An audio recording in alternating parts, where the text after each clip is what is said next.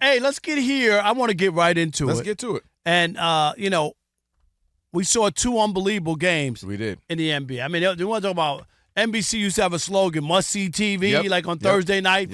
Last night was must-see TV. No ifs, ands, or buts. But the endings of the game made you think one of 2 things. Your thought was, damn, I hate analytics. Mm-hmm. Correct? Mm-hmm. My thought was, damn, that's some terrible coaching. How are these guys picking up a check as NBA coaches? Because they mishandled the game. I'm going to let you go first. You thought the analytics robbed us or cheated us? Okay, so here's my thing on this. Analytics are supposed to be used in cahoots with other things, right? All right, we're going to take these numbers, we're going to take these stats, we're going to take this data, we're going to put it together. Oh, it makes sense when you shoot these threes from the corner. Or it makes sense if we let this guy go to the hole because he's done it. Oh, it makes sense if we foul this person. And you name the sport. Oh, it makes sense if you swing a bat and we did this, we get home runs. And why chance in trying to get a double when you can get a home run because a home run could be worth more than a double. I get that. That's absolutely a part of it.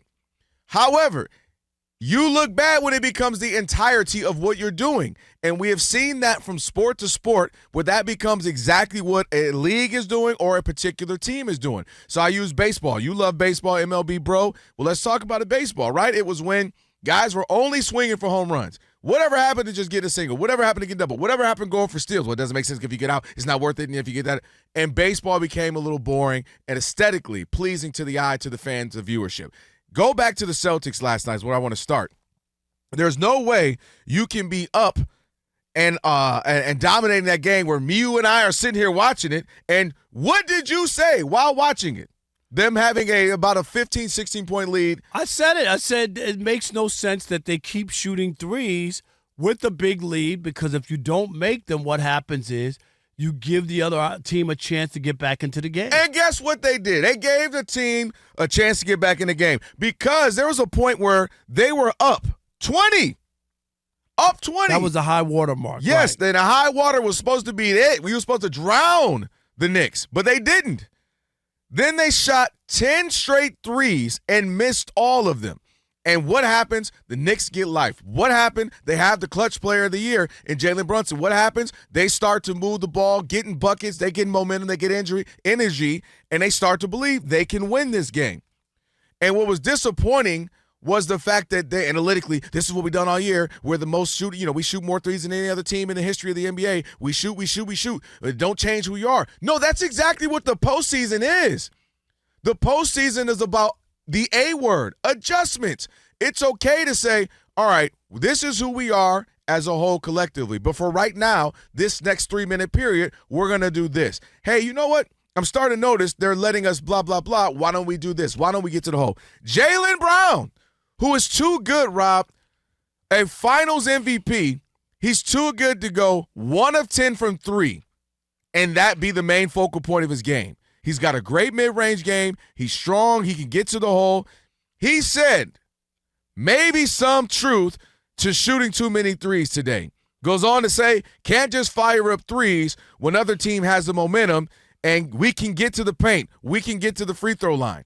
So to me, they got locked into, well, this is who we are. Analytics say, we're the best team ever. They're going to fall eventually. They're going to fall eventually. Shoot or shoot. Shoot or shoot. And I thought that was a bad one. So I'll just stop there with the Celtics because on the other game, the Thunder, theirs was simply, well, it makes sense because we're up 3 or we're up 4. If you foul, and then they can only make 1 or 2, and then if we come down, well, you shot yourself in the foot when you started to foul too prematurely. The analytics say this, the analytics say foul. How about you just play the game out? Play the game out and don't start freaking out. And now they're at the game. Well, we shouldn't have fouled too early. Well, we didn't execute it right. Well, we were trying to do it, but we didn't do it right. Just play the game. I think analytics shot both of those teams who were up big in the foot, specifically in those second halves. And that leads to your point, I believe. Which is, it wasn't just analytics. It was just bad coaching. Like, seriously, you talked about the Celtics. Not only did they shoot 10 straight threes, in the third period, 19 of their 20 shots were threes. That's just terrible. 19 of their 20. It doesn't even make sense. You have a lead, especially when they're not falling. Timeout. Let's make a play. Hey, get in a block. We're going to go take the ball to the hole. Here's a play. Let's stop the bleeding. Let's get a bucket. Let's get a couple free throws. That's where coaching comes in. The idea, this is who we are. I agree. That's the lamest thing I've ever heard. It's just like a bad pitcher in the postseason who's blown leads and he's been your closer all year. He doesn't have it right now. It's okay. We're gonna go back to him. No, we've used him all. Right now, he's not pitching like he was earlier. And you're gonna put out, like have him go to the come out and put gasoline on the fire. Right. Like, no. Right. Go get somebody else. It's clear he doesn't have it. Adjustments. And you have to make adjustments in situations. We talked about that with J.J. Redick and the Lakers. You have to make – man, what? We're getting killed in the paint, right? And there's nobody to stop, and we're just going to keep doing the same thing that we're going to – Jackson Hayes, can I get 5 minutes Can from you get one stop? Can we stop, like, something in the paint? Can you do something? Just give me one block, 2 blocks, something to trigger something, whatever it is.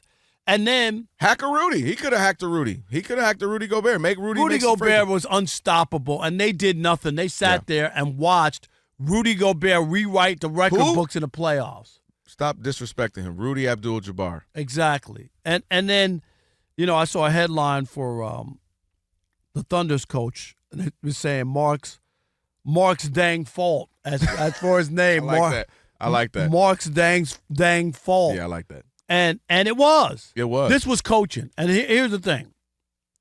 None of it made sense. People have done this. I understand the fouling people so that you – okay. But the only problem here is OKC had the Nuggets down by 3.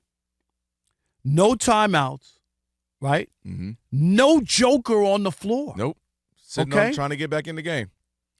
And they fouled immediately, which makes no sense, okay? And then what does that do? Stop the clock, allow him to get back in the game, which was crazy. I didn't understand the fouling right away and allowing time to be left. Caruso talked about it. And the worst part is instead of fouling, the worst that could happen if, say, they go down or whatever, and and they make a shot, is that they tie the game and you go to overtime. 100%. You don't lose. There's no way you can, unless you're fouling him when he's shooting a 3-pointer. Right. You're not going to lose the game. And that's what you have to look at. Terrible, terrible, terrible coaching in both situations to me. And I think it was that, to me, that cost both of these teams games that they should have won. And Vegas, I don't think Vegas lost that much money. They did. The odds were high for those two teams to win, but I don't think many people put money on them. There might have been a handful of people who just threw a couple shekels down. But you know what I mean? Yeah. Like, nobody was expecting this. And for the Nuggets to go in there and win game 1, that you might look back.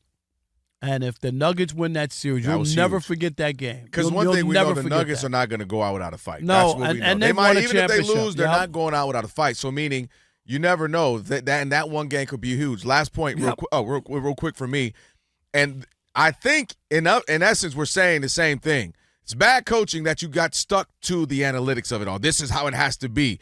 And I also, last point for me was that aesthetically too, just as a fan of hoops. Watching the Celtics chuck three. They missed 40. They missed 45. They missed 43 or 45 threes, which is the most ever in a playoff game. Third most in any game. Playoff, preseason, regular season, pick the season. That's outrageous. So for me, just aesthetically as well as a fan of the game, it was boring and bad to watch. Watching bad basketball, watching some of the best players in Jason Tatum and Jaylen Brown just simply chuck up threes as if they don't have handles, as if they don't have mid-range, as if they can't post up Jalen Brunson, some other smaller guards, Josh Hart, and get some buckets. As if Al Horford's not out there, you can't draw a pick and switch and put him on the block. Crazy. That was so disappointing, just as a fan of the game as well, aesthetically watching.